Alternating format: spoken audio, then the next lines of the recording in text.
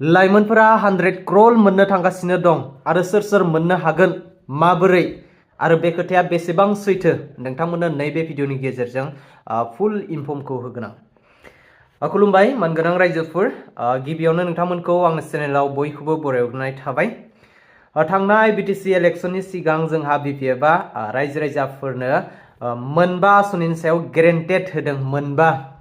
बे मोनबा आसनिनि गेजेराव बयनिख्रुइबो देरसिन आसनि होनोब्ला जोंहा लाइमोनफोरनो 100 क्रल होनायनि खोथा। 100 क्रल दासान्दि जोंहा BPFनि EM आरो एन्टि इलेक्टुरेलफोरा हाग्रामा महिलारी सारखौ बिराद बाख्नायनानै खोथा बुंगासिनो दं जे लाइमोनफोरनो 100 क्रलखौ थाब समावनो होनो थांगासिनो दं आरो मानगोनां हाग्रामा महिलारी सारा जाबायदि खोथा होयो बेफोरबायदिनो मावफुङो होननानै गोबां बाख्नायगासिनो दं।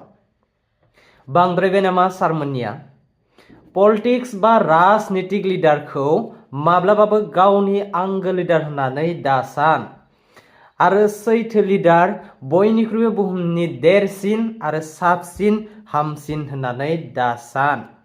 मानो होनब्ला दिनैसो नोंथाङा बेजों जोबोद मोजां, गाबोननो बेजोंनो सुथुर जानांगोन आरो नोंथाङा बेखौनो गारनानै खारनांगोन, गुबुन मोनसे दलाव हाबहैनांगोन, बेनि उनाव बेखौनो नोंथाङा गाज्रि खोथाजों सोंखारिनांगोन। बेनिखायनो राजनीतिकआव बयनिख्रुइबो देरसिन, बयनिख्रुइबो साबसिन, बयनिख्रुइबो हामसिन लिडार गैया होननानै आं सानो आरोना।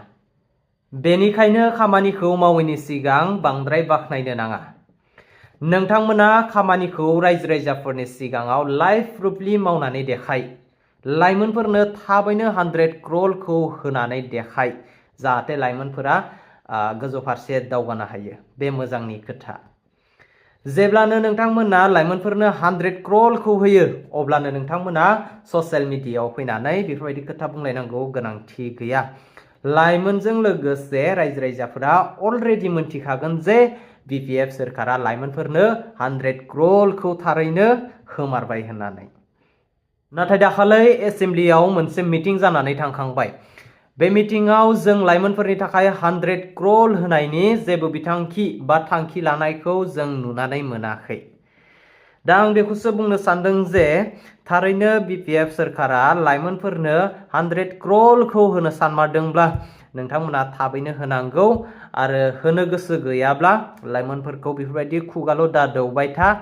लाइमोनफोरनि गोसो, लाइमोनफोरनि सेन्टिमेन्ट, लाइमोनफोरनि सिमांजों बेफोरबायदि दा गेलेबाय था होननानै आं सानो आरोना।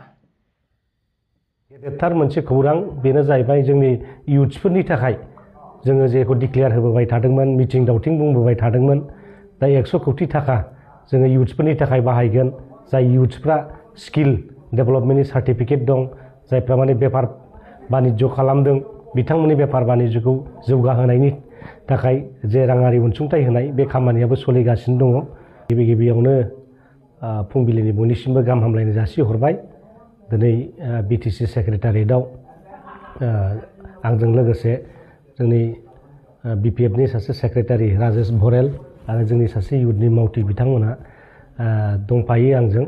दा रायजो राजाफोरनो आरो जोंनि इयुथ्सफोरनो मोनसे गोजोन खौरां जों दैथायहरनो सानदों जे BPF सरकारा थांनाय बिसायख'थियाव जेफोर हाबाफारिफोरखौ गेरेन्टि हिसाबै फोसावबोदोंमोन, दा बेखौ जों मोनफा मोनफा फारियै मावफुंलांनो थाखाय आवगायगासिनो दङ। गिबियाव जोंहा मोनफ्रोमबो समस्थियाव 833टा सेल्फ हेल्प ग्रुप आइजोफोरनो थाखाय राङारि अनसुंथाइ होनाय बे हाबाफारिया दिनै सोलिगासिनो दङ।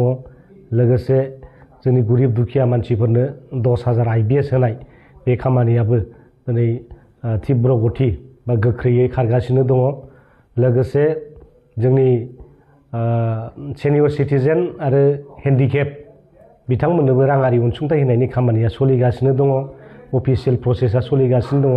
बेजों लोगोसे गेदेरथार मोनसे खौरां बेनो जाहैबाय जोंनि इयुथ्सफोरनि थाखाय जोङो जेखौ डिक्लेयार होबोबाय थादोंमोन, मिथिं दावथिं बुंबोबाय थादोंमोन, दा 100 कौटि थाखा जोङो इयुथ्सफोरनि थाखाय बाहायगोन।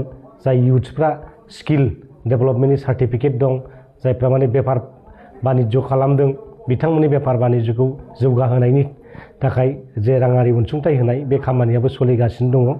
दा बे खामानिखौ जों मावगासिनो दङ।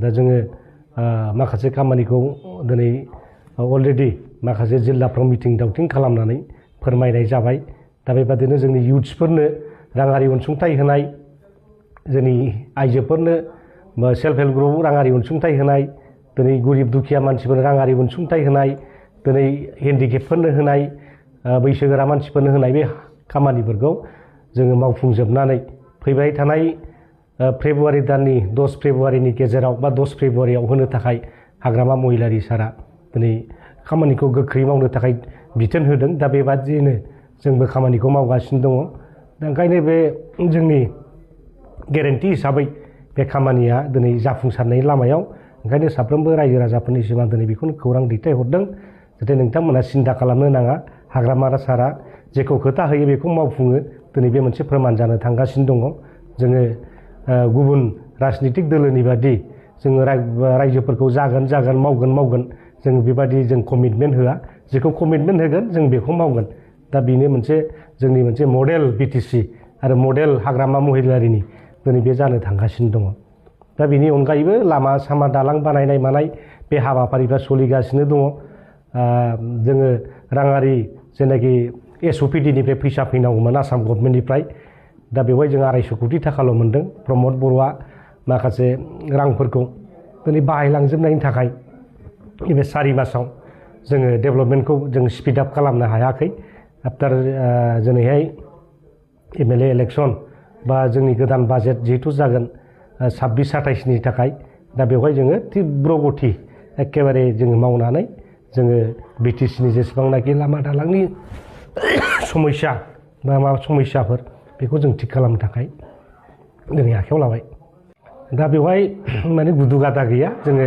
बिराद लुज खालामदों खौरांखौ जोङो मोनफ्रोमबो डिस्ट्रिक्टआव होखाजोब्बाय ब्लक कमिटियाव थांजोब्बाय थ्रु इउथफोरनि गेजेरजों थांदों इउथ कमिटिनि गेजेरजों आरो जोंनि जायफोर माने एसपायरेन्ट एप्लिकेन्टफोर बिथांमोना डिस्ट्रिक्ट ब्लकजों माने जगाजग खालामबानो बेखौ मोननायनि बेबस्थाखौ खालामनो हागोन दा बे गुदु गादा जेबो गैया तो thank you for watching love you all मानगोनां रायजोफोर दासिमनि गोदान मोनसे फुल आपडेट भिडिअआ बेखिनियानोसैमोन जुदि नोंथांमोना भिडिअखौ नायनानै मोजां मोनदोंब्ला आरो चेनेलाव दिनैसो गोदानब्ला अन्नानै चेनेलखौ साबस्क्राइब खालामनानै होलांब्लानो जाबाय बाय